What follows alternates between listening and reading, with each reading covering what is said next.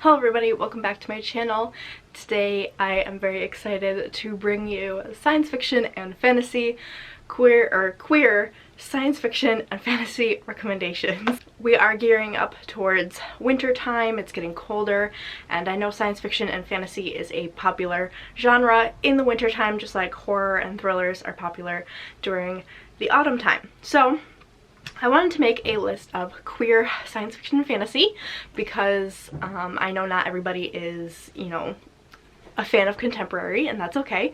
So I wanted to make universal recommendations, basically. So if you watch any of my queer recommendation videos, you will find something that you will love. And yeah, so I guess we're just gonna jump right on into it. Let's see how many I have here. I have 1, 2, 3, 4, 5, 6, 7, 8, 9 books on this list.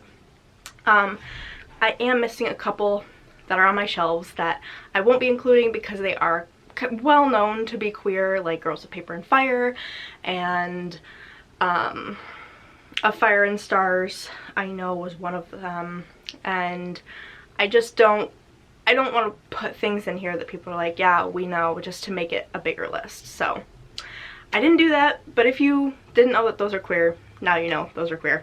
But yeah, let's just get started. So the first book I have here I've talked about a lot on my channel, and that is The Abyss Surrounds Us by Emily Skrudsky. This is the first book in the I don't know what the series is called, but it's a duology. So it's The Abyss Surrounds Us, and then The Edge of the Abyss is the second book. And these are actually some of my favorite science fiction books of all time. So this follows Cass, who is our main character, who is a sea monster trainer kind of thing, which that grabbed me right away when I first heard about this. So she trains her sea monster, which is basically a giant turtle, and they train them to attack pirate ships so that, you know, the pirates can't do their jobs, whatever. They're trying to stop the pirates. So it basically follows Cass's first mission, her first mission failure, and her getting captured by a pirate ship.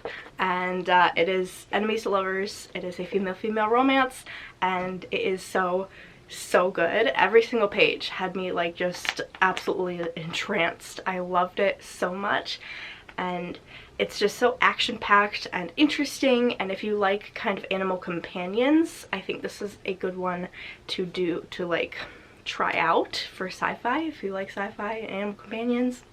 I don't know.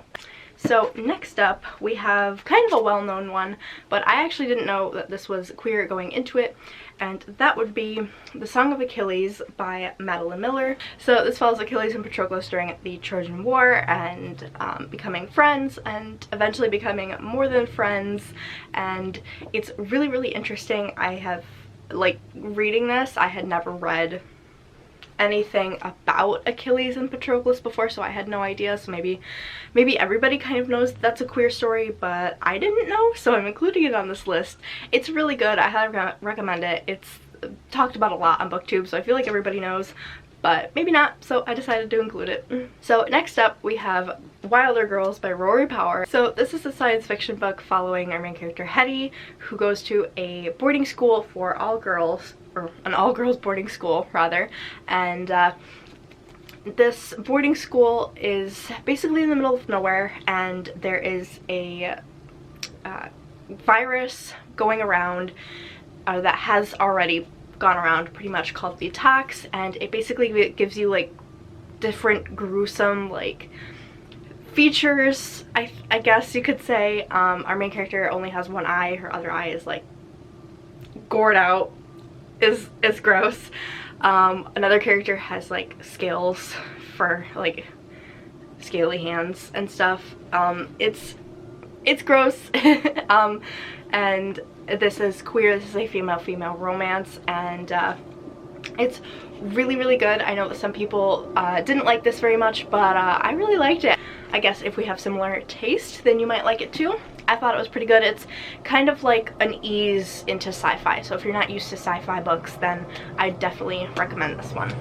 Next up, we have another fantasy slash sci-fi. I feel like this leans more towards sci-fi, but that is Into the Drowning Deep by Mira Grant. This is one of my favorite books of all time. Definitely one of my favorite queer books of all time. This follows our main character, whose sister went out to film this mockumentary about mermaids, and the mermaids were real, and everybody on the ship, or on the boat that they were on, died. And so now her sister, years later, goes out to see what everything, like, it's like a secret government trip to go out, see what was happening, and discover mermaids. Either our main character or one of these side characters, like either our main character or her love interest, is also autistic, so keep that in mind if you're looking for good autistic rep.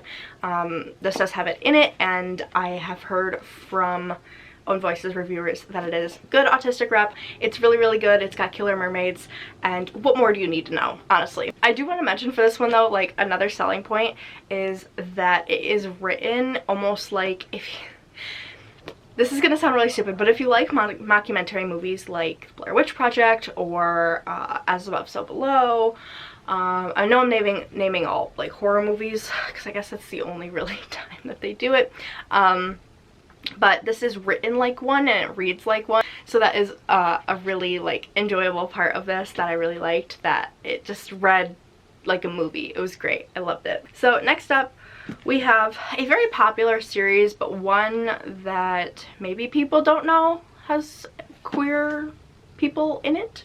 I don't know, but figured I'd mention it anyway, and that is going to be A Darker Shade of Magic by V.E. Schwab. So this follows our main character Cal, who is a traveler, which means he can travel to different Londons, different, basically different universes, kind of, that exist within the same parallel universes, I guess would be the word. And he can travel between these universes, and there's magic, and I love it. There's pirates, there's like kingdoms, and it's amazing. The main queerness of this book is around the main character's adoptive brother, basically. Adoptive brother? Yes, because he's adopted, so it would be his adoptive brother. Okay, I think he is bi or pan, I think. I'm not sure which one, so don't quote me, but he is attracted to multiple genders. Anyway, regardless, and there is a male-male romance in this. I love it so much. A lot of people love it. So if you haven't given this a try and you like reading queer books, then check it out. I know a lot of people have read this, so I might be being redundant here, but yeah, I highly recommend this one.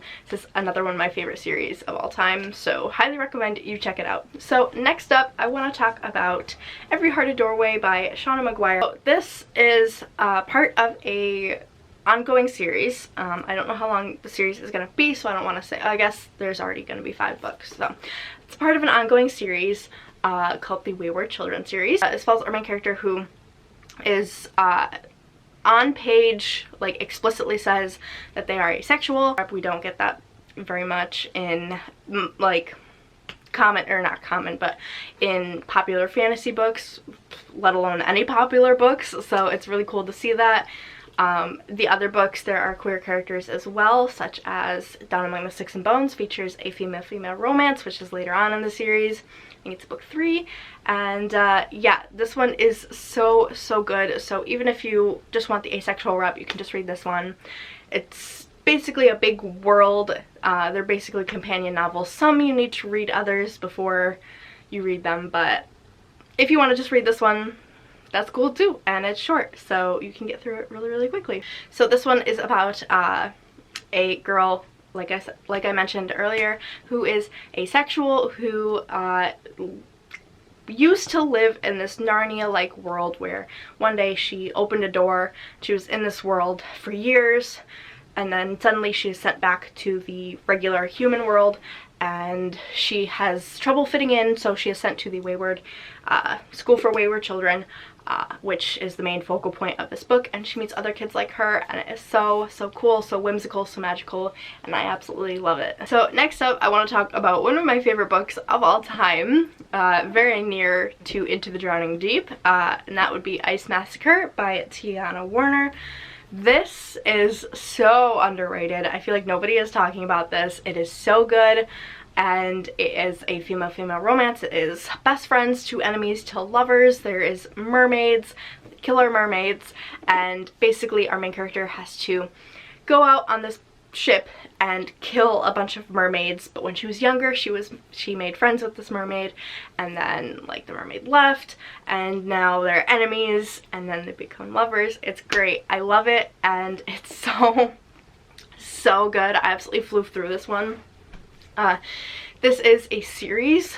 I don't recommend reading the other two books. I didn't like them nearly as much as I liked this one. I feel like the series gradually goes downhill, but this one is absolutely fantastic, and I gave it 5 stars, and I'm certain that it will be at the top of my favorite books of 2019. So yeah, when you see that video, just know that this will be in it, because it is so good. I love it so much. Next up, we have a book that I finished actually quite recently and discovered quite recently, and that is The Queen of Afluria by Effie Kelvin. This is also one of my new favorite books ever, one of my new favorite series ever. This, as of right now, is a trilogy. There is a 4th book coming out. I don't know how long the series is going to be. I hope it just keeps going and going and going. So, our main character is essentially betrothed to the king and queen's son, so the prince, and he ends up dying, and so she becomes betrothed to their next in line, which is, what's her name? Adele. The names in this are like really weird, like Sarah J Maas weird. Like the main character is Princess Esaphi, and Adele is the love interest. So it is a female romance. There are dragons, there are talking dragons, there's a unicorn, there's literally everything you ever could have wanted. There is also like no homophobia in this world. This is a world without homophobia, which we love to see it. I absolutely love this series. The 2nd book, I believe, is a companion. I'm currently reading it, and it follows the daughter of, it's called The Daughter of the Sun, and it follows the goddess of chaos, or one of the chaos gods, who, she is a chaos goddess, I guess? I don't know. And she is living in a human body, and she ends up falling in love with the person who tried to kill her in her goddess form, and I'm ready for it. This one is so amazing. I feel like everybody should read this. It's so good. It's super short too. I mean, it's less than 250 pages, so it's gonna be quick to get through. I absolutely loved it. So underrated. Please pick it up. I'm begging you. And finally, we have Criers War by Nina Varela. Did you really think I would do a sci-fi fantasy queer book recommendation without mentioning Criers War? I think not. So this is one of my new favorite fantasies, like YA fantasy wise. It is absolutely perfect. I love it so much. Basically, this is a world where there are humans and there are autome, and autome are basically made people, so they're not real, they're created, and not created in the way that humans are, if that makes sense. They're like built. So our main character, Crier, our title character, Crier, is an autome, and she lives in, she's like a princess, basically, and Ayla is the love interest who is coming. She's a human. She's coming to the castle to kill Crier, and it's enemies to lovers. It's slow burn. It's everything I've ever wanted. And you know what? I might just start rereading this soon because I absolutely love this story so much. It's such a classic YA story, but with a female twist, and it's something that I have wanted to see for so long. It's just so important that queer young queer people are going to see this and see themselves in a popular YA book that is written like, you know, a YA fantasy. That's it. And it's amazing. I love it. Literally cannot say enough good things about this. I absolutely adore it, and I adore Nina Varela as a person as well. I follow her on Twitter. She's amazing. Love it so much. Please pick this up. It's a new release. You still have time to pick it up and see what the hype is all about before the hype starts getting quieter. So yeah, highly recommend this one as well. So that is going to be it for this recommendation video. I hope you guys enjoyed. Let me know if you've read any of these, if you're going to pick up any of these. I just love making queer book recommendation videos because there's not enough of those videos out there, so I'm here to make all of them. So yeah, I hope you guys enjoyed. Let me know what you thought down below, and I will see you in the next one. Bye bye.